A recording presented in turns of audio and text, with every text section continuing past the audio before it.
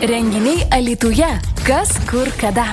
Metas, mėlyjei, mums pasikalbėti apie renginius, kurie mūsų laukia šią savaitę Dzūkijos sostinėje Alytuje. Tad studijoje prie mikrofono esu aš, Eglė, ir ketinu jums papasakoti, ką, kur ir kada galėsime nuveikti ir kur apsilankyti. Prasideda pirmojo Alytaus bibliotekoje Jiezno gatvėje 2 Rasos Stanevičiūtės autorinių lėlių paroda. Tad jeigu tik tai yra noras apsilankyti naujoje parodoje, kurioje dar nesilankėte, tai pirmojo Alytaus bibliotekoje tokią aplankyti galėsite. Antradienis ta diena, kai nuo 13 valandos Alytaus Jurgio Kunčino viešosios bibliotekos vaikų ir jaunimo literatūros skyriuje adresu Topolių gatvė 21 prasideda sėklų mainytuvės. Na, tikrai tas įdomusis momentas. Mainytuvės vyks kovo 17-19 dienomis, tad jeigu turite sėklų ar norite kažkokių sėklų, norite išsimainyti, tai ta erdvė ir ta vieta, kur esate laukiami. Dar kartą primenu, Alytaus Jurgio Kunčino viešosios bibliotekos vaikų ir jaunimo literatūros skyriuje Topolių gatvėje 21 Alytuje.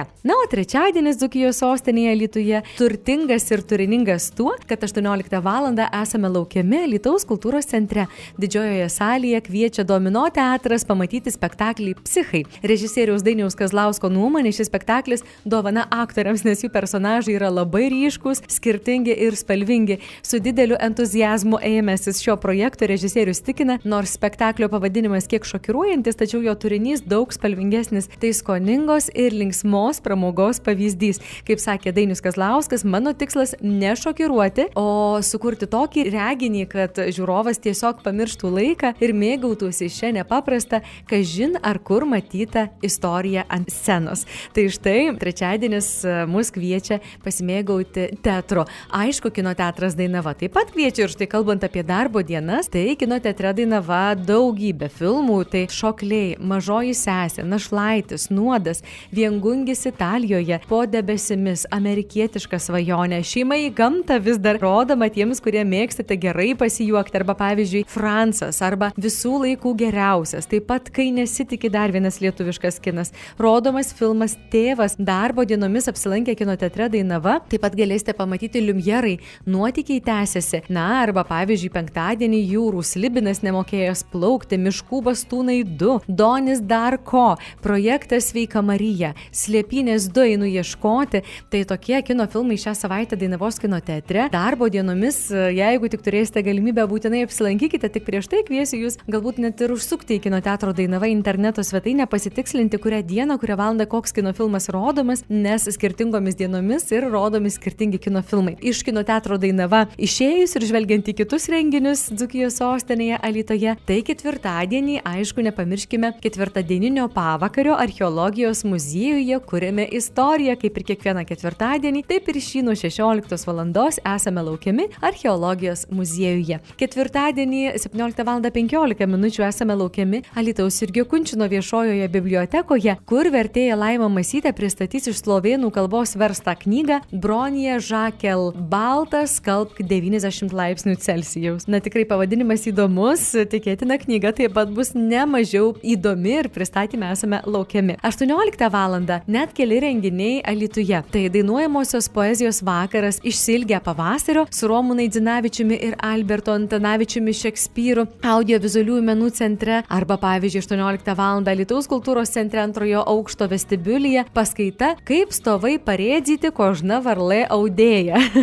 Tai mes išgirsime pasakojimą su etnomuzikologe Egle Kašėtienė apie Dzūkijos audimo tradiciją, jos dokumentavimą, išsaugojimą, sklaidą. Bus pristatyta platformos Parėdzimai veikla, rodoma vaizdinė medžiaga, mokomųjų dokumentinių filmų ištraukos. Taip pat turėsime progą pamatyti autentiškus 20 amžiaus dzūkių audėjų austus audinius bei audimo įrankius. Taip pat ketvirtadienį po šio susitikimo ten pat Alytaus kultūros centro antrojo aukšto vestibiulyje 19 val. 10 minučių dainų ratas Dzyvai nedrobės dzyvino žmonės. Drauge leisimės į dzūkų liaudies dainų apie audimą ratą, klausysimės archyvinių 20 amžiaus įrašų įrašų, mokysimės dainų tekstų, dainuosime kartu. Norintys galėsime išbandyti ir tradicinius dzūkų darželius, tai pavadinkime. Tai rateliai, kuriuose dainavimas ir judesiai susiję su audimo tema. Tai tokie gražūs, autentiški tautiniai renginiai ketvirtadienio vakarą Dzūkijos sostinėje Alytuje.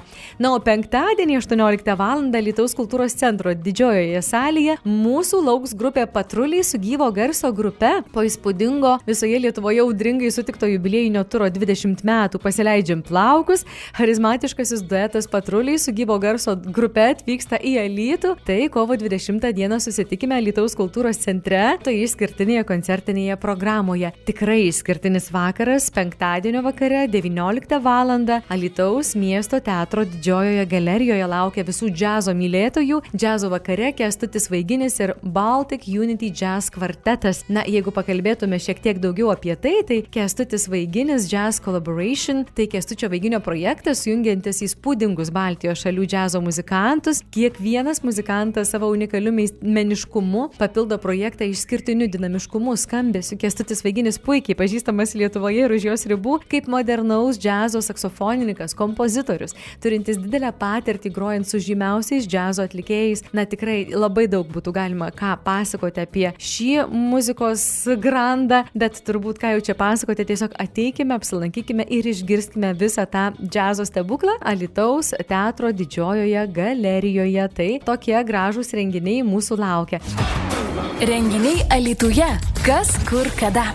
Kalbant apie renginius Dzūkijos sostinėje Alytuje, savaitgalį mes pasikalbėkime pirmiausiai apie kino teatrą Dainava, kur šeštadienį ir sekmadienį tikrai nuostabi kino programa. Mes žinome, kad į kino teatro Dainava kino programai puikiai įsipina kino pavasario filmai ir jų tikrai gausu, bet apie viską iš pradžių. Ir mažiems ir dideliems filmų pasirinkimas tikrai nemenkas. Pavyzdžiui, šį savaitgalį GOAT visų laikų geriausias, Jūrų slibinas nemokėjęs plaukti, Miškų bastūnai 2, Šokliai, Amerikietiška svajonė, Nuodas, Šeima į gamtą, Slėpynės 2, Einu ieškoti Dainavos kino teatre, arba pavyzdžiui nuostabus animacinis filmas skirtas visai šeimai, įgarsintas lietuviškai Labas Frida, arba Kairė rankė taip pat galima pamatyti Dainavos kino teatre, projektas Sveika Marija, tai savaitgalio filmai, šeštadienio ir sekmadienio filmai Dainavos kino teatre. Taip pat kalbant apie kitus renginius, tai nepamirškime šeštadienį šurmuliuos bagažinių turgelis Alytaus aerodrome, tad jeigu turite ką mainyti, parduoti, dovanoti, pirkti kažko reikia, tai bagažinių turgelis yra būtent ta vieta, kur ir draugų susirasti galima, ir muzikos pasiklausyti, ir padainuoti kartu, ir blynų pavalgyti, ir daug kitų smagių dalykų. Šeštadienį Alytaus kultūros centro didžiojoje salėje Raganiukės teatro premjera Pelenė, tai tikrai dar viena džiugi Raganiukės teatro naujiena, muzikinė būtent premjera vaikams. Tai ta pasaka, kurią žino visi, bet ji tikrai atgims naujai. Tai šiame švelniame, šviesiame spektaklyje mažiai žiūrovai kviečiami į Pelenės pasaulį, kuriame slypi stebuklai, gėris, na ir aišku, tikėjimas svajonėmis. Kalbant apie kiek vėlesnį laiką, 15 val. Šeštadienį, Alytaus miesto teatre spektaklis skirtas visai šeimai, Žmonija prieš pabaigos drakonę. Minecraft, pokštelis stebuklingas žodis, ar ne?